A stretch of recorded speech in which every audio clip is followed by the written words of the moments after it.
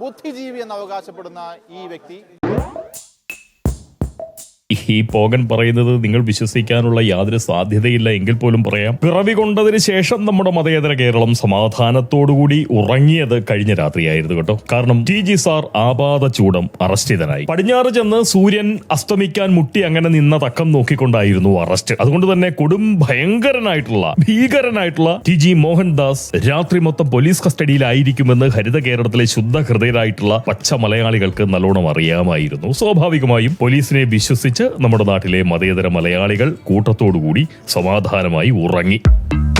ആദ്യമായി അതെടുത്തു പറയണം, ആദ്യമായി. ഇതുവരെ മതേതര കേരളത്തിലെ ഹരിത മലയാളികൾക്ക് ഉറങ്ങാൻ പറ്റാതിരുന്നതിന് കൃത്യമായിട്ടുള്ള കാരണമുണ്ട് കേട്ടോ. പോകേണ്ടത് പറഞ്ഞു തരാം. അതായത് 1956 നവംബർ മാസം 1-ാം തീയതി ആണല്ലോ കേരളം പിറക്കുന്നത്. എന്നാൽ കേരളം പിറക്കുന്നതിന് മുന്നേ തന്നെ കൊടും ക്രൂരനും തുല്യനിലയിൽ ഭീകരനുമായിട്ടുള്ള ടി.ജി. മോഹൻദാസ് എന്ന് പറയുന്ന മനുഷ്യ രക്ഷസ് കേരളത്തിൽ പിറന്നിരുന്നു. കേരളത്തിന് മുന്നേ കേരളത്തിൽ പിറന്നവൻ. ആകാശം മുട്ട പൊക്കം, ഭൂമിയെ ഒരു 4 പാട് നിന്നും അങ്ങോട്ടേക്ക് ചുറ്റിക്കെട്ടാവുന്ന അത്രയ്ക്കും നീളമുള്ള നാക്കിനാണെന്നുണ്ടെങ്കിൽ ആളുന്ന അഗ്നിയെ ഓർമ്മിപ്പിക്കുന്ന കാവി നിറം, വായിൽ എഴുന്നു നിൽക്കുന്ന കോമ്പല്ലുകൾക്ക് ഹിമാലയത്തെക്കാൾ വലിപ്പം, ഇതര മതത്തിൽപ്പെട്ട ഗർഭിണികളുടെ മതമംഗമാരുടെ വയർ തുരന്ന് ഭ്രൂണം ഭക്ഷിക്കാൻ സഹായിക്കുന്ന നിലയിലുള്ള നഖങ്ങൾ, പാദമൂന്നി നിന്നാൽ സൂര്യനെ മറയ്ക്കുന്ന അത്രയ്ക്കും ഉയരം, ഏകദൈവങ്ങളിൽ പോലും ഭയം ജനിപ്പിക്കുന്ന അത്ര ഭീമാകാരിയായിട്ടുള്ള ടി.ജി. മോഹൻദാസ് സ്വതന്ത്രമായി മേയുന്ന കേരളത്തിൽ എങ്ങനെയാണ് മലയാളികൾ സമാധാനത്തോടുകൂടി ഉറങ്ങുക? എന്തായാലും സ്വന്തം ജീവൻ പണയം വെച്ചുകൊണ്ട് നമ്മുടെ പോലീസ് സേന ടി.ജി. മോഹൻദാസിനെ അറസ്റ്റ് ചെയ്ത് ലോക്കപ്പിൽ സൂക്ഷിച്ചതുകൊണ്ട് മലയാളികൾ സുഖനിദ്ര എന്താണെന്ന് അറിഞ്ഞു. ആദ്യമായി. ഈ പോങ്ങിന് പക്ഷേ അത്ര കണ്ട് സന്തോഷമായി ഉറങ്ങാൻ സാധിച്ചില്ല കേട്ടോ, സത്യമായിട്ടും.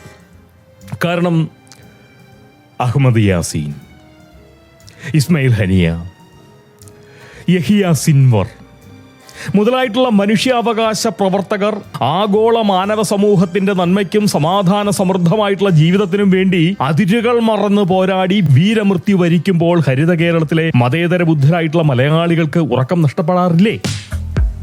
സമാനമായ ഒരുതരം വർഗസ്നേഹമാണ് ഈ പോങ്ങന്റെയും ഉറക്കം കെടുത്തിയത് കേട്ടോ. അങ്ങനെ അതിനെ മനസ്സിലാക്കേണ്ടതുള്ളൂ. നന്മയുള്ള മനുഷ്യർ നന്മയുള്ളവർക്ക് വേണ്ടി വാദിക്കുന്നത് പോലെ ഭ്രൂണഭുക്കുകൾക്കൊപ്പം നിലകൊള്ളുന്നതിൽ എന്തെങ്കിലും മര്യാദകേടുണ്ടോ? ഉണ്ടോ? അതിനുള്ള സ്വാതന്ത്ര്യമൊക്കെ ഹരിത കേരളത്തിൽ നിലവിലെങ്കിലും അവശേഷിക്കുന്നില്ലേ?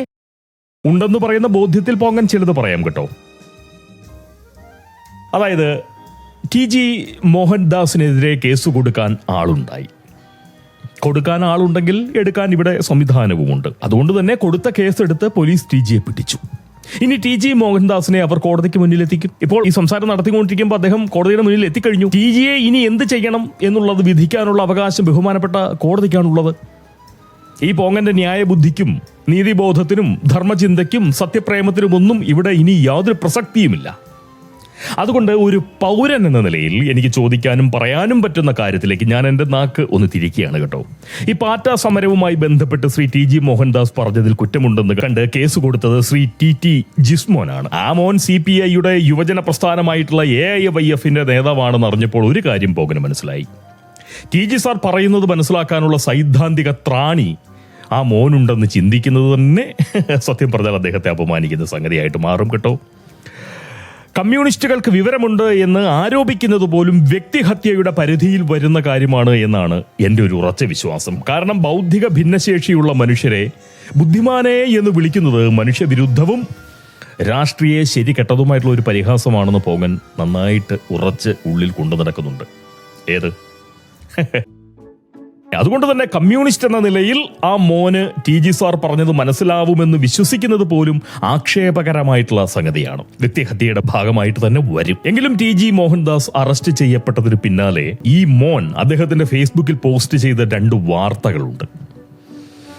അർത്തുങ്കൽ പള്ളിയുമായി ബന്ധപ്പെട്ട് പണ്ടൊരിക്കൽ ടി.ജി. നടത്തിയിട്ടുള്ള ഒരു പ്രസ്താവനയ്ക്ക് മേലും ഈ മോൻ കേസ് കൊടുത്തിട്ടുണ്ട് എന്നുള്ളതായിരുന്നു ആ പോസ്റ്റിലെ വാർത്ത പറഞ്ഞു വെക്കുന്നത്.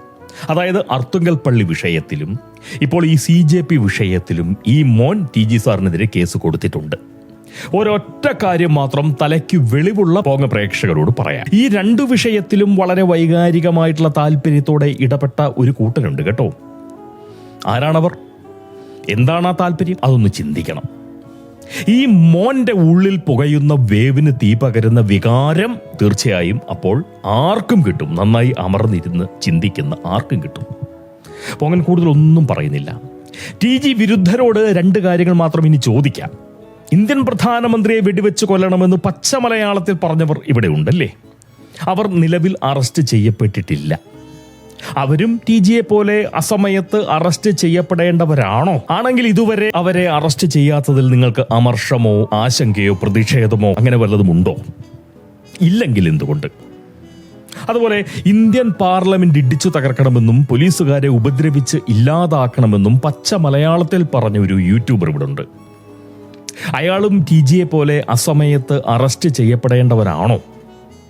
ആണെങ്കിൽ ഇതുവരെ അയാളെ അറസ്റ്റ് ചെയ്യാത്തതിൽ നിങ്ങൾക്ക് അമർഷമോ ആശങ്കയോ പ്രതിഷേധമോ അങ്ങനെ വല്ലതും ഉണ്ടോ? ഇല്ല എങ്കിൽ എന്തുകൊണ്ട്? ഉത്തരം നൽകുമെന്ന് ഞാൻ ആത്മാർത്ഥമായി പ്രതീക്ഷിക്കുന്നുണ്ട്. എൻ്റെ കമൻറ്റ് ബോക്സിൽ അത്തരക്കാർ വന്ന് ഉത്തരം നൽകുമായിരിക്കും എന്ന് പറയുന്ന ഒരു പ്രതീക്ഷ ഞാൻ പങ്കുവയ്ക്കുന്നുണ്ട്. ഇനി ശ്രീ രാജീവ് ചന്ദ്രശേഖറിനോടാണ് എൻ്റെ ചോദ്യം.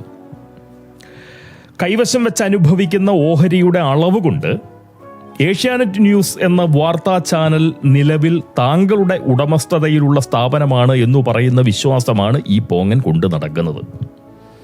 ആ സ്ഥാപനത്തിൽ ജോലി ചെയ്യുന്ന ഒരു മാധ്യമ പ്രവർത്തകൻ ശ്രീ TG മോഹൻദാസിന്റെ അറസ്റ്റുമായി ബന്ധപ്പെട്ട് ഒരു വാർത്ത ചെയ്തു. ദില്ലിയിലെ വിദ്യാർത്ഥി പ്രക്ഷോഭത്തിൽ പങ്കെടുത്തവർക്കെതിരായ അധിക്ഷേപ പരാമർശത്തിൽ, അസംബന്ധ പരാമർശത്തിൽ സംഘപരിവാർ സഹയാത്രികൻ TG മോഹൻദാസ് ഇപ്പോൾ കസ്റ്റഡിയിലായിരിക്കുകയാണ്. ബുദ്ധിജീവി എന്ന് അവകാശപ്പെടുന്ന ഈ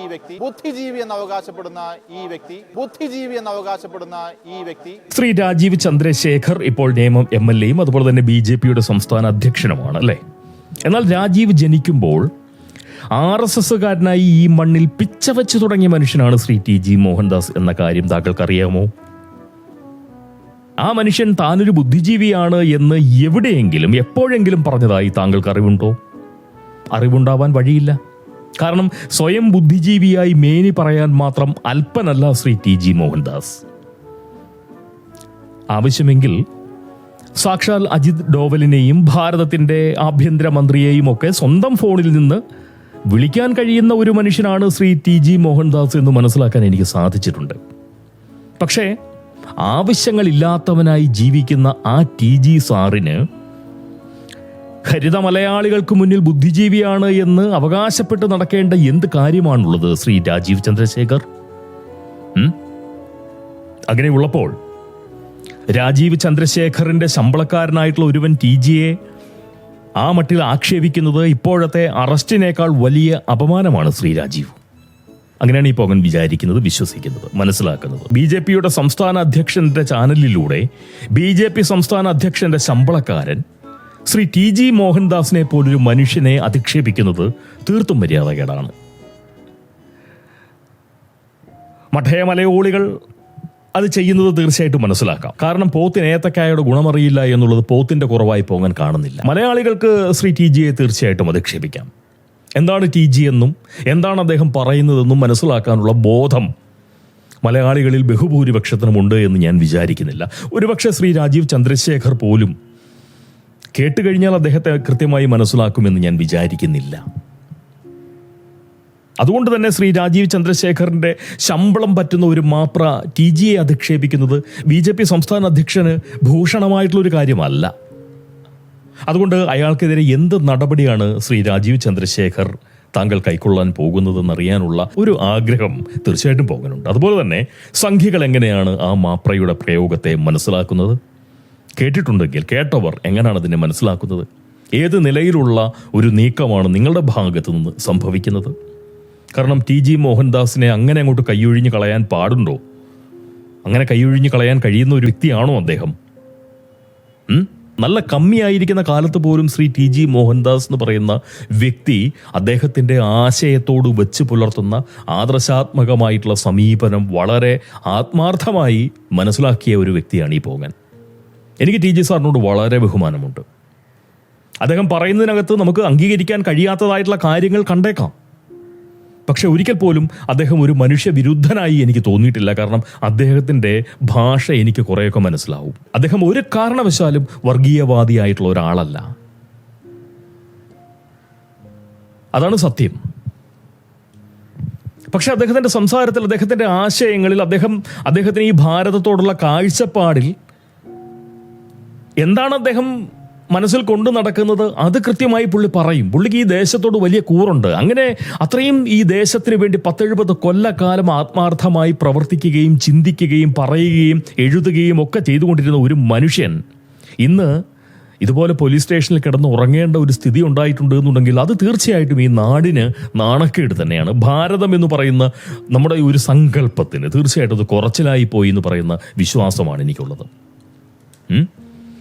എന്തായാലും ഇതിൻ്റെ പേരിൽ നിങ്ങളൊക്കെ എന്ത് ചെയ്യും? എന്താണ് ഈ മാപ്രയ്ക്കെതിരെയെങ്കിലും നിങ്ങൾക്ക് എന്ത് പറയാനുണ്ടാവും? ഒരു പ്രതിഷേധം, അദ്ദേഹത്തിന് തെറ്റുപറ്റി എന്നെങ്കിലും ഈ സമൂഹത്തിൻ്റെ മുന്നിൽ ആ ചാനലിലൂടെ പറയാനുള്ള, അല്ലെങ്കിൽ അങ്ങനെ പറയിപ്പിക്കാനെങ്കിലുമുള്ള ഒരു കരുത്ത് നിങ്ങൾ കാണിക്കേണ്ടതല്ലേ? അത് പറയേണ്ടതുമല്ലേ? അത് അറിഞ്ഞു പറയേണ്ടതാണ്, പറയിപ്പിക്കുകയല്ല ചെയ്യേണ്ടത്. ഈ മാപ്രയ്ക്കൊക്കെ എന്ത് പ്രായമുണ്ട്? അദ്ദേഹത്തിൻ്റെയൊക്കെ ഈ ദേശത്തോടുള്ള കൂറെത്രയുണ്ട്? എടുക്കുന്ന തൊഴിൽ പോലും എങ്ങനെയുള്ളതായിരിക്കണമെന്ന്, അല്ലെങ്കിൽ എത്രത്തോളം നിഷ്പക്ഷത വേണ്ടുന്ന ഒരു തൊഴിലാണ് ഈ മനുഷ്യൻ എടുക്കുന്നതെന്ന് പോലും ആ വ്യക്തിക്ക് അറിയാമെന്ന് തോന്നുന്നില്ല. അങ്ങനെയുള്ള ഓരോ വ്യക്തികളെയും സ്വന്തം അഭിപ്രായങ്ങൾ, സ്വന്തം രാഷ്ട്രീയം, സ്വന്തം മതപരമായ താല്പര്യങ്ങൾ ഇതൊക്കെ സംരക്ഷിക്കാൻ വേണ്ടി ശമ്പളം കൊടുക്കുക, അത് BJPയുടെ സംസ്ഥാന അധ്യക്ഷനായിട്ടുള്ള ഒരു വ്യക്തി അത് ചെയ്യുക എന്ന് പറയുന്നതിനകത്ത് അഭംഗിയുണ്ട്. ശ്രീ രാജീവ് ചന്ദ്രശേഖർ. നിർത്തുന്നു. ഇനിയും പോങ്ങൻ TGക്ക് വേണ്ടി നാവും എടുത്ത് വരും കേട്ടോ. എന്തായാലും സന്തോഷം. അദ്ദേഹത്തിന് നല്ലത് മാത്രം വരട്ടെ, നമുക്കെല്ലാം നല്ലത് വരട്ടെ, നമുക്കെല്ലാം നല്ലത് മാത്രം വരട്ടെ. സ്നേഹം.